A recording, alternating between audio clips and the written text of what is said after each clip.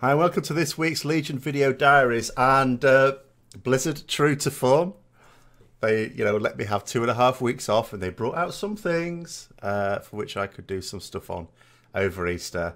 And then they went, hold on, wait for him to go back to work. Then suddenly release a load of stuff. So there was actually quite a lot of stuff released in the current build, which I've been trying to work through. Huge list of stuff that I wanted to talk about. But unfortunately, because I'm now back at work, it's meant couldn't spend as long on any of them as I wanted, and there's a whole load of them I'll just have to forget about. So what have I managed? I mean, they showed us the cinematics for the Siege of Lordran, which is a little bit strange. I thought they haven't showed us it was the cutscenes, I should say. I don't know how do you distinguish between cutscenes and cinematics? Cutscenes are the ones that, well, the like we've just seen there with the in-game stuff. Cinematics a bit grander, like a short animated film type thing. So there's 2 of those in the Siege of Lordran at least, and we haven't got to see either of them yet. And unless Blizzard are going to do something that very strange, we're not going to until it actually goes live. Those will be the ones they keep until it goes live. So they will add a certain amount of the storyline. For example, there's something happens at the end, which we still don't really know what happens. Even Nathanos at the end of it goes, oh, I don't know what's going on. So Sylvanas does something funny, but I don't know what yet, and I don't think any of us will until it goes live. So there was all that lore stuff. Then they've, Wowhead data mined a load of Azerite traits. Then on the sly, which I hadn't noticed till someone pointed it out to me, you can play a little bit of the Burning of Teldrassil, only a little bit. But there's still some interesting information in there. They've released suddenly loads of new dungeons. They've actually made, you can get to level cap now, and it's worthwhile getting to level cap. So could have done with the time to, I need to re-level characters now, because you can't just, I couldn't just carry on leveling the ones I had to get that extra level, because I don't have the rep then to do the world quests. You have to start, you basically have to start completely from scratch. They might as well have done a character reset. It's actually a little bit annoying that they didn't, because then I might have, or some other people may have, persisted with some characters, then found that actually they can't test anything above a certain level anyway. So it would have been easier just to have done a character reset. So basically I need to do it manually, delete them all and start again. They've put a little bit more into professions. And again, the professions thing, some things, you can just read about it, or you just experience it and then you just do a video on it. Some things you really want to test it over and over again. Professions is one of those where there's going to be a certain amount of time needed to actually test it. Well, I don't really have that now, so I may have to put that on the back burner for a while. It's a shame, because I'm always quite interested in professions, want to do something on that. So yeah, thanks Blizzard, thanks a lot for that.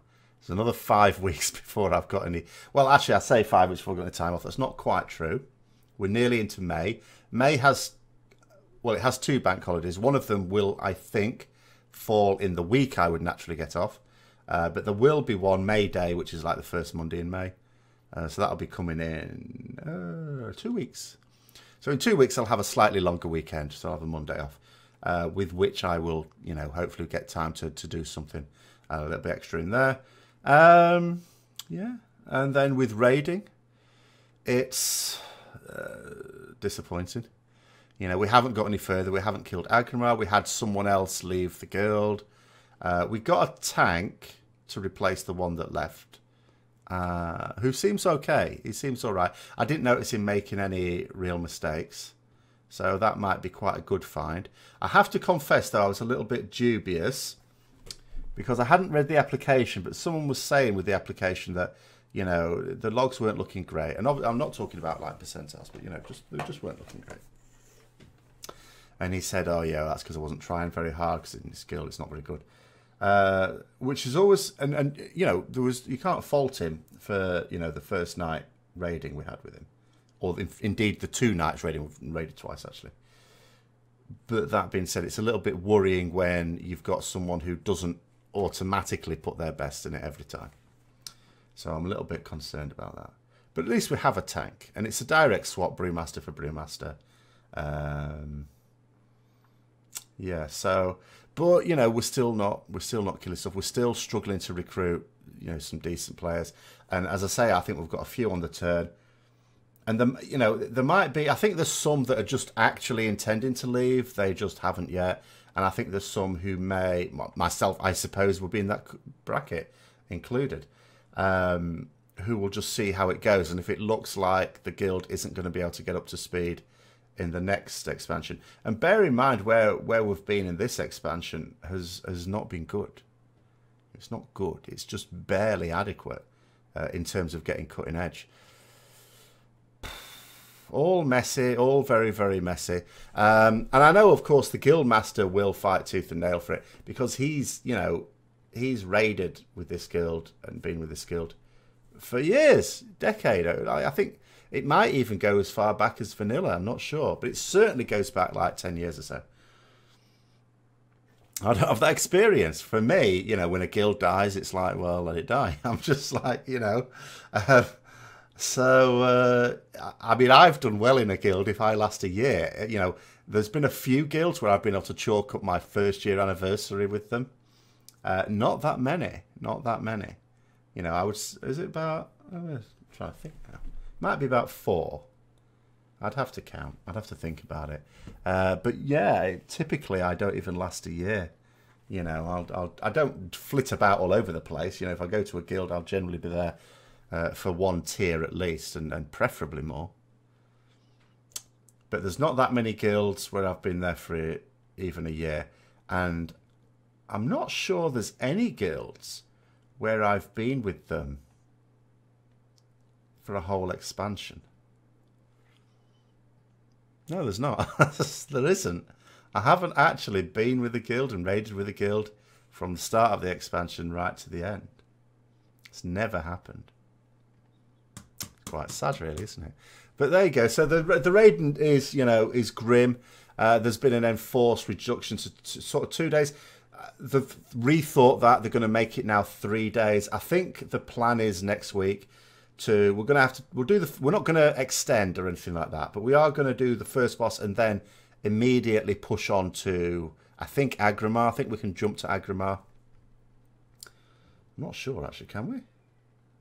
But we're going to push ahead anyway. We're going to skip bosses to get to Agrimar ASAP, kill Agrimar, hopefully kill Argus, and then with time left over, go back and do the other bosses. Now, we'll have to see how that works, because I can see some players suddenly getting connection issues or not really very well, because they don't really want to do the earlier bosses, which should be a bit grim. Because like I say, I'm not saying there's a majority, but there's a significant number in the guild that just... I don't understand it. I don't understand why people who will say they're Mythic Raiders, especially ones who say they're cutting-edge Mythic Raiders, don't actually like raiding. It seems baffling to me. Baffling. I don't understand it. I mean, I can appreciate that people can feel like that, but I don't actually, I can't empathise with it at all. But anyway, and there's that. And then onto the channel stuff. I've learned a few new things on After Effects. I know some people will say, oh, you're overusing it, using it for things you don't need. There's all sorts of quandaries in my head in terms of trying to do redesigns of the way I do videos and stuff like that. And it's going to come slowly. And the early stuff is going to be distinctly unimpressive. And sure, the stuff I've done so far is no better than if I wasn't using programs that are taking me hours just to do a thing. But the aim is to... keep getting better, learning new tricks, and then eventually I'll be able to put different techniques together and hopefully to make something reasonably impressive. So each week I want to learn a new thing, and it's going to take time because I don't have that long. When it's work time, when it's term time, I don't have that long to spend on that. I mean, this weekend was an absolute classic case. I mean, how many videos have I done? Basically, this weekend. What was the weekend start on the 20th? So there's basically been 1, 2, 3, 4, 5, 6, 7 videos in the space of 48 hours. and some of them took me far longer than they should have done. I mean, the one I did on Magar Orcs, and that was a classic case. The Magar Orcs one was a classic case of why it would have been nice to have been able to spend more time on it, because I wasn't very scientific and I got something wrong with their racial, with their secondary stats it gives you. I sort of, I did it on one, then I did it again. It's like, oh, it's giving me crit, it's enhancement. And I tried it on other specs, it was giving me a different stat. And I just thought to myself, oh, it must just, give you a different stat based on your spec. Well, of course, really what I should have done is test it multiple times on different specs, and I would have found that it actually gives you random stat. But, I again, rushing. And even given that I was rushing, I still shouldn't have made that assumption, should I? But, there you are. But yeah, but the Magarok one and the Dark Iron Dwarf one, which are quite short videos. So the Magarok one is like 3 minutes 19, Dark Iron Dwarf one 4 minutes 28. But actually took me a very long time to do. And it sort of harks back to what I've sort of said in the past where, if I had a lot more time to do these, what would I do? Would I do more videos, or would I try to do a better job of the videos I do? And I think higher production values, being able to do things that you can only do if you've got a long time to spend on one video, would be the way to go. That'd certainly be the way I'd like to approach it. We'll have to see it over summer if I can hold to it, because over summer, of course, will be a very busy period. It'll be split into 4 weeks and 2 weeks, the 6 weeks off I get. 4 weeks pre-Battle for Azeroth, where there will be the emphasis will be on video guides. The speculation and stuff like that will sort of subside. Obviously, the speculation videos can come out at any time, but it'll be really gearing up. The beta will be basically done. It'll be a case of doing guides, and I really want to make sure that they are good, and that will include production values as well as obviously just the formatting, pacing, and the way it's done. But then there'll be 2 weeks when it's actually out, and I'll need to be leveling my characters up as well as, again, producing content. Try and get myself into a position where I can be like I am now, where I've got all the initial experience stuff done and dusted out of the way, and I can just settle into a normal rhythm. But we'll have to see how that goes. But what I'd also like to do, of course, is, again, just to make sure that by that time that I've learned enough techniques that I can actually do something decent. Hopefully by then the intro should look a lot better. And it is important that I put them in now. I think I might have mentioned this before, because it'd be easy to just say, well, I'll just keep working on them myself, and then when I think they're properly ready, then unleash them. But the thing is, sometimes what I think might be useful might not be, and what I think might be crap might, again, not be. So I'm sort of putting them in there so that people can criticise them and sort of say, okay, that part of it. And some people are quite general in that criticism, which is fine, but obviously that doesn't really help. Some people are quite specific, which is more helpful. So, yeah, hopefully in a couple of months it'll be sorted. I hope.